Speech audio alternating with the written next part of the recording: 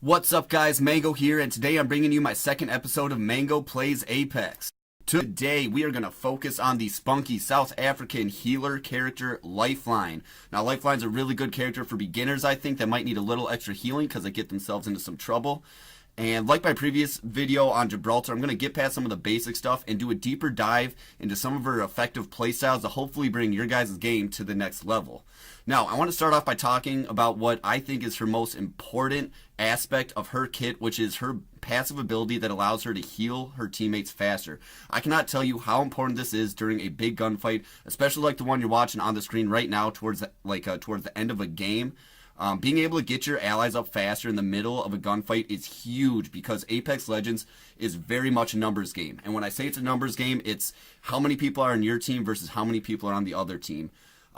Being a man down is a huge disadvantage, so being able to get your team back up and into the fight is a huge advantage. And as a medic, with someone with an ability that can get your teammates up faster, it is imperative that when your teammates go down in a fight, if you can safely get them up, that needs to be your highest priority. Always be communicating with your team, so if you're going to res someone, let the third party on your team know to cover you. When you go to res them, you do put a shield up, and the shield's going to go in the direction you're facing, so make sure when you're going to res someone that you're facing the direction you think the gunfire is going to come from. That shield's not going to give you a ton of protection, but it will, in a lot of cases, be just enough for you to safely get your teammate up. Now, her next ability is her healing drone. I think it's called Doc. I'm not in love with this ability. I don't think it's a really great ability. In fact, I think it's probably one of the weakest parts of her kit. Just in that it heals pretty slow. It'll heal you for 75% of your total health, but it does so at a pretty slow rate and in a pretty small range, meaning you just have to stick by the drone and not move away from it too much, and you have to stay there for a while before you get a lot of health. It's not really good in the middle of a fight. You get too much burst damage for the drone to effectively heal through it. Smart times to use it, I think, are just after a battle, if people are low, but I don't even really like using it then because then everyone just has to stand around and get healed up, and it takes too much time, and I much prefer everyone just use med kits and keep moving.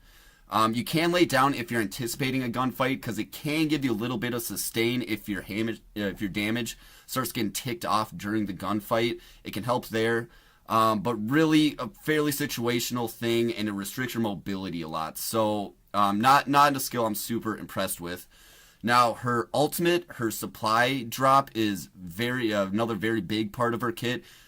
In my experience, you can count on a very high probability of getting at least one purple level helmet or body armor. And that can be a legendary one too, one of those yellow ones that give you a special ability. You can almost count on getting one of those in each of those care packages. And early on in the game, those are huge. When people don't have big magazine clips yet or they don't have really powerful weapons, having some really powerful body armor gives you and your team a huge advantage. I know this has been memed to death already. I've seen people with the whole ultimate accelerants and Lifeline thing. Definitely feed Lifeline your ultimate accelerants because the more care packages you can get earlier on, the better off you're going to be.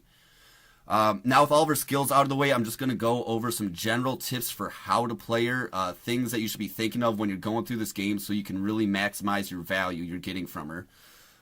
Once again, like I said, one of the most important things you want to do is be healing your teammates. That's pretty much the most value you're bringing to your team. So if someone goes down in a gunfight, it is your job to try and safely get them back up before your team gets totally wiped out. Don't keep firing on the other team unless you have to. If someone's down and they're in a safe position, you need to go get them back up ASAP. Likewise, if a fight's over, don't be a greedy little loot monkey. Go get your third teammate up or your two teammates up before you start looting bodies, okay? I can't tell you how annoying that is to be left down and watch your two teammates loot the dead enemy team while you're just standing there. Don't be a bad teammate. Get your teammates up before you start looting. Also, as a medic, I don't really take my own advice on this just because I'm a super aggressive player, but you want to try and stay towards the back of your team. You don't want to be the first one to die in an engagement because, once again, if you die, then it's going to be harder to get your teammates back up. Ideally, you want to be the last one alive because it'll be the easiest to get your team back to full strength.